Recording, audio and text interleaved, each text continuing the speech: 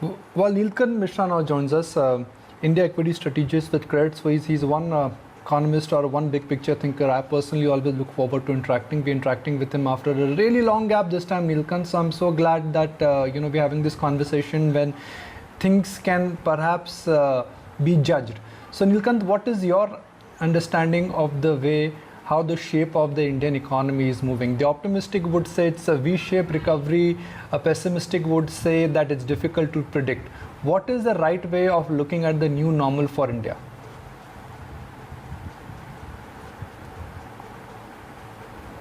Yeah, pleasure to be here, Nikunj. I think the situation we are in right now, we need to assume that the virus is still not under control.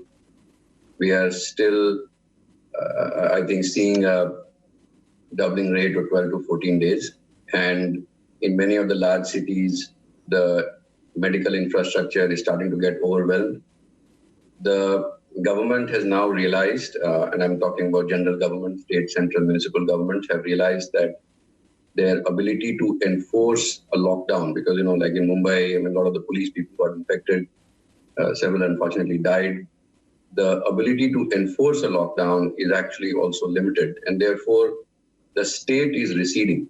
The government is now realizing that they need to rope in civil society. So basically, societal structures are now going to enforce the lockdown or enforce the social distancing. So housing societies in cities, gram panchayats in the villages, and this hopefully, so as we start to open up the economy, because the lockdown was economically very costly, the optimal level at which the economy needs to operate is still undecided. We do not know at what level of fear, at what level of social distancing, we will be able to keep the infection in check. So basically what they call R equal to 1, that the number of infections is not growing, the number of active cases is not growing. So till we are certain on that, I think to assess whether the economy is going to have a W-shaped recovery or a V-shaped recovery or a push phased recovery, I don't think it makes a lot of sense. What is going to happen though, and this is very different from what we have seen in, say, China or maybe even South Korea, is that it will not be a 0-100 type of lockdown, right? So those countries were able to eliminate the virus to a large extent. And then there was one fine day where the economy started to gradually open up, and over a period of 1.5 months, a fair degree of normalization has been achieved. In India, because we are now having to rely on individuals and collectives to enforce this, it will be a much more gradual pace of normalization. And therefore, I think we are in a period of sustained. So one way of looking at it is that if we were running at, say, and this is a very broad, this is not our forecast really, that if you were running at, say, 50% of normal, let's say cement volumes were 40-50% of normal in April, and they are, say, 70-75% of normal today, I think the pace of resumption from 50 to 75 and maybe even to 85 is perhaps going to be reasonably rapid, because all the people who were stopped from moving around are now moving around. A lot of activities are permitted. It is the last bit, the 85 to 90% and then 90 to 100%. That's where I think the challenges will be the most extreme. And this is something that even the countries that have managed the virus the best, China, Vietnam, Korea, even they are struggling with that it's the last 10-15%, which is where things become very challenging. So we are in very early stages of figuring out where this goes economically.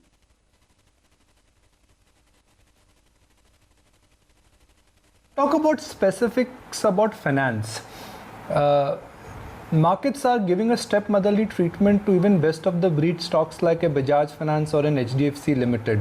For a minute, if we keep the ownership patterns aside and the FI selling aside, let's talk about your understanding of the RBI moratorium, the credit. What do you think is the next trend or next big thing we should expect for Indian financials now? See, if you see the globally, after things like travel and tourism, which are clearly impacted, or things like movie halls and where social aggregation is the nature of the service provided, it is the banks which have done the worst. And this is not just in India, it is actually the world over.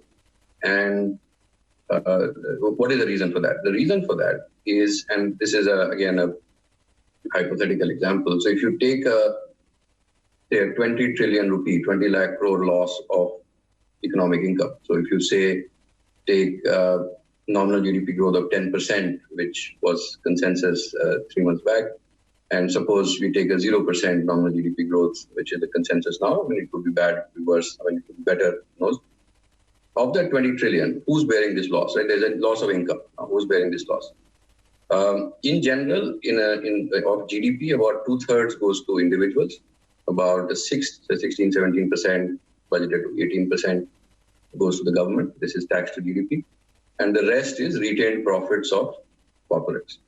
Now, when an income loss happens, the government and the corporates bear a larger share of loss, in the sense that there are many costs that they are not able to postpone. This is what we call not being able to stop the clock. So the fixed costs on salaries, rents, interest, these cannot be stopped. And therefore, they book a higher share of loss than their normal share of income. So let's assume a 20% share of loss, right? So there's 4 lakh crores, 4 trillion rupees, if the total loss is 20 trillion, that is now being borne by the corporates. It is quite normal that,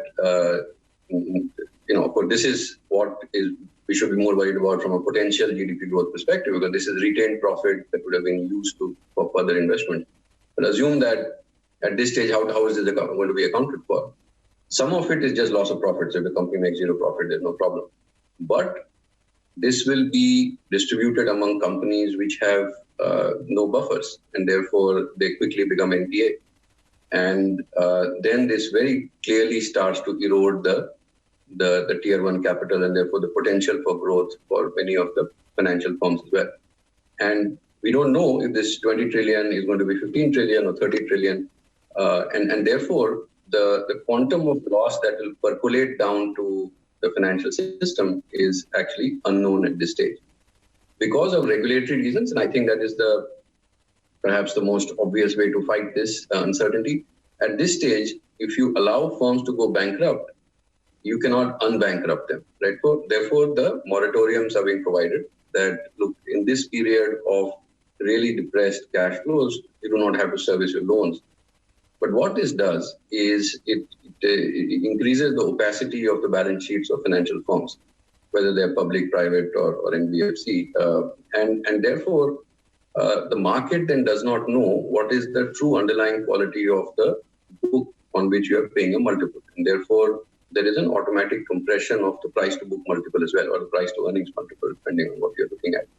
And it is the combination of these two that has driven down the banking stocks all over the world. So they are among the worst performing stocks in any market that you look at, because you do not know how much will be the loss, because the economy nowhere has normalized yet. In our particular case, we haven't even seen a victory over the virus yet. And therefore, the uncertainty is that much higher. And on top of that, because of the regulatory measures taken, the clarity with which you can value the book is also not there. So it's not surprising that the banks have been, and that the financial services firms have been the worst performing across markets.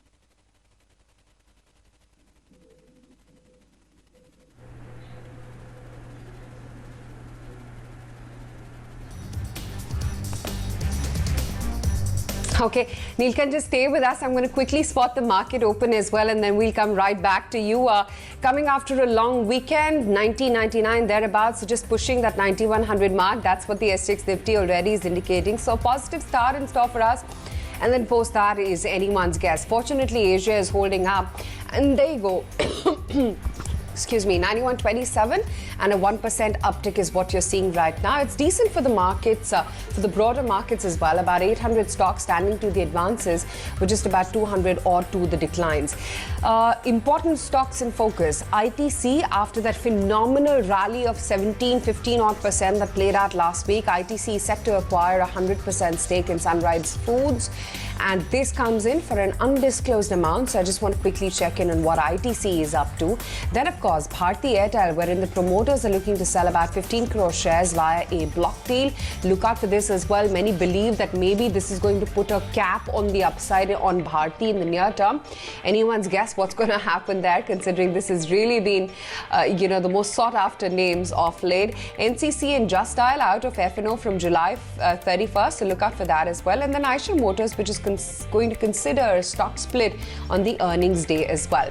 Now let's talk about earnings. Financials clearly got impacted because of the COVID lockdown. Higher raw material, as well as employee costs impacted their margins. Look out for that as well. DCB Bank, again, weak numbers there. BASF, wherein the results were in line. PAT drop, an exceptional gain last year. Then, of course, you had others like strong numbers from Birla Corp, IDFC First Bank, SL Propack, Trent. And I want to quickly check in on Avenue Supermarts as well before I hand it back to Neelkanth for the conversation with Neelkanth Mishra. That because of the weak performance, because of the lockdown, higher other income, lower taxes, which have aided profits, and management expects some sharp deterioration in the near-term margins to continue. That's going to be another stock in focus. But Nikunj, all in all, it's a comfortable start, well above the 9100 mark. It's a comfortable start, and markets are telling you that it's consumer staples all the way, whether it's ITC or Britannia, or a combination of, perhaps a little bit of action which is back in pharmaceuticals. Neelkanth, everyone knows that the new normal is going to be more tech, more digital, more telecom. What is the best way to really capture this new normal stroke digital theme in India? We will be consuming more data. All of us will be working from home. Our offices would be into a different kind of productivity and different kind of channelization. Bottom line here is that we are in a new digital world, and the digital transformation which was happening gradually will now happen suddenly. First it was happening by choice, now it will happen by compulsion. Now for an investor, some would say, look, this is a great theme I need to associate with. So what is the best way in India or for Indian investors to align with this? Well, the first is that it is way too early to be conclusively saying what the world is going to look like, right? See, what we are not yet sort of clear on is how governments the world over are going to respond to this. Because some governments, some regulators have been off the blocks, they've acted very rapidly. But how will the government the world over, and including in India, respond to this? Because if you remember, in the 1930s, the period of the Great Depression, we saw some very radical policy changes. Every such crisis has, led to a totally new economic paradigm, or rather, some new economic thinker starting to show up. And so the importance of fiscal policy became much more obvious in the 1930s. And so a disruption like this can actually cause great uncertainty. So at this stage, the basic principle on which we are sort of holding our model portfolio is that, good management, clean balance sheets, low financial leverage, low operating leverage. So safety first, still. Then we get on to trying to predict what the world may look like. And if we are thinking about tech in particular, I think all of those arguments that we used are the ones that I also am fond of when I'm looking at the Indian IT services firms. So they're well managed. They have seen significant amount of disruption, or other phases where significant disruption happened in the last 2 decades. They have decent balance sheets. They have manageable operating leverage. And however much you may talk about localization, the US, if it is worried about chip production in Taiwan, which is very close to the Chinese border, and their US-China tensions, it would want TSMC to do advanced chip manufacturing in Arizona. But IT services is about heads and hands. And there are not that many English-speaking heads and hands anywhere in the world. And therefore, if I look at business sustainability and the fact that many firms which were not as aggressive on their digitization are actually now going to be forced into doing it, I think whatever may be the pricing pressure that we may see in the next 6-9 months, as their clients start to curtail their IT costs or at least rationalize their IT costs, I think if I was looking 3 to 5 years, the volume growth. So while they are not a product company, I think the fact that you need a lot more of coding, a lot more of software, I think IT services would be the best way to play it. It's a sizable sector. It's not something that a micro cap can suddenly go to 100 times earnings because everyone wants to buy it at the same time. Beyond that, I think we need to be, again, going back to first principles, if we are thinking 12 months out, that as of now, it is very natural to see that in the next 3 months or 6 months, the sectors with the greatest earning stability will be in staples and in pharmaceuticals, right? So, and therefore, they have barely fallen. If you think about outperformance, they've actually outperformed quite significantly already.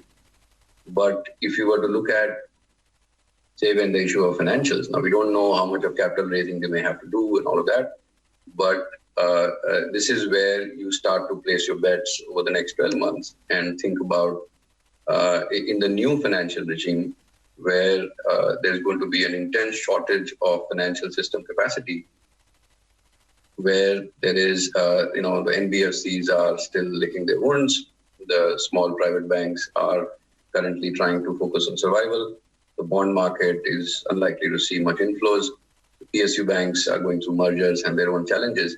Whatever limited credit growth was to happen in the economy is actually going to happen with some of the larger private banks. Now, if one can withstand the volatility and if one is willing to take a reasonably sized long-term bet, because, in 12 to 18 months, it is safe to assume at this stage that the virus will not be top of mind for us. And in that scenario, will we be willing to focus on the banks or not? And I think those are the kind of bets that I would take, because the market has already placed its bets on staples, pharma, and some of the tech and telecom related names.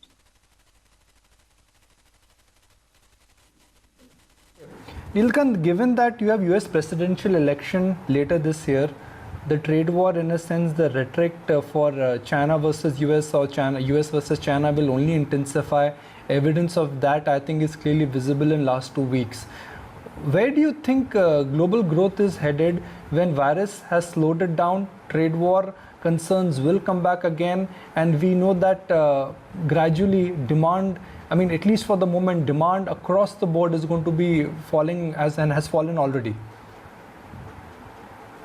Yeah, so that's the really tough question, right? And while and the governments the world over are struggling to manage this, right? So everyone is now moving to the center, or being forced to move to the center. And what I mean by that is that there are only 3 approaches you can take with the virus, right? You can either completely eliminate it, or the other extreme is you go for herd immunity, like what the Swedes did, or third is somewhere in the middle, and where that middle is will depend on vary from country to country. And everyone is now trying to move to the center. So the Swedes are now realizing that after 2 months of trying to get herd immunity, only 7% of the Swedes have been infected.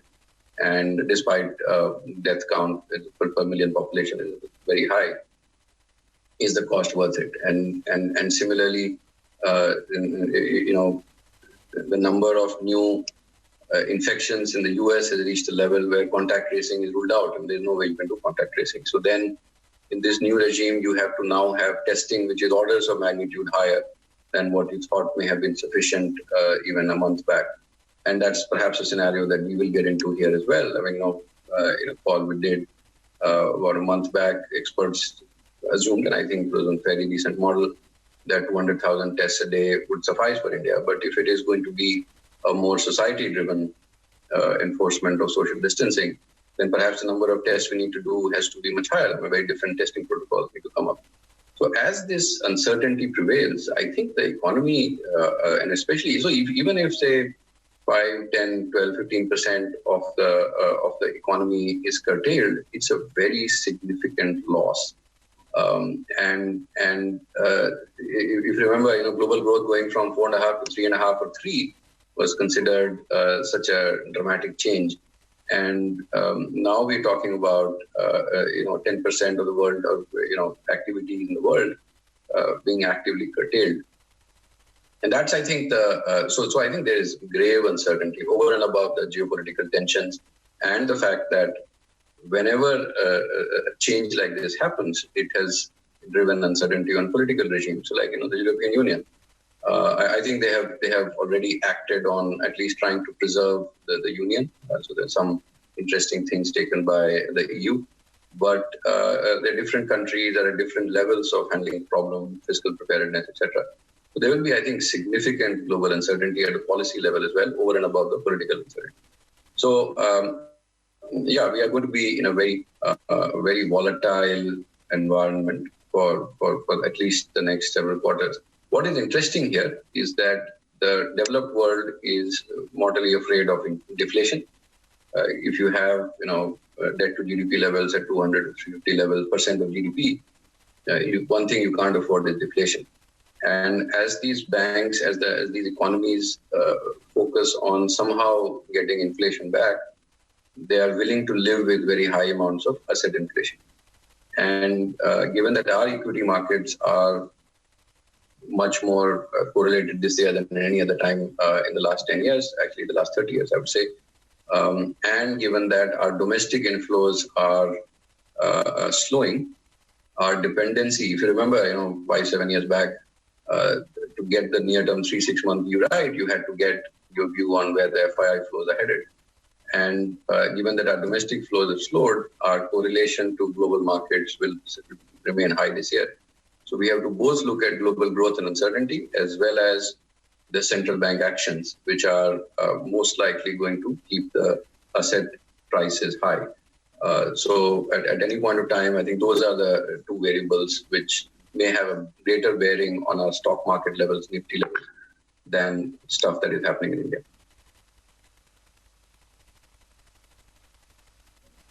Very quickly, I've got Mr. Sanjeev Bajaj joining in seconds from now. Neelkanth, do you buy this whole pitch that agrarian economy in India is going to be making a remarkable comeback because lockdown has not been large? Agrarian economy is doing very well, and also this time around we know that the winter crop has been good and the summer sowing so far has been decent. So the obvious thing is that food is an essential commodity and food is an essential service. So the food supply chain has been the least disrupted, right? But that is correct. But agriculture is not just wheat and rice now. So there may be better tractor sales because the water levels are good, the expectation of a decent monsoon, and very rocking harvest of Rabi. But we must not forget that a very large part of agricultural income comes from fruit, vegetables, milk, livestock, that is meats, eggs. And that demand, I think, is very linked to incomes, and that is actually severely curtailed. Plus, the disease is now starting to spread very rapidly in rural India as the migrants go back. And as the economy opens up further, what is currently only a Mumbai, Delhi, and a big city problem could actually be spreading out all over India. So we need to be very cautious in making simplistic assessments like that. Okay, all right. Neelkanth, really appreciate your time. So glad you could join us. Well, in minutes from now, we'll be joined by Mr. Sanjeev Bajaj.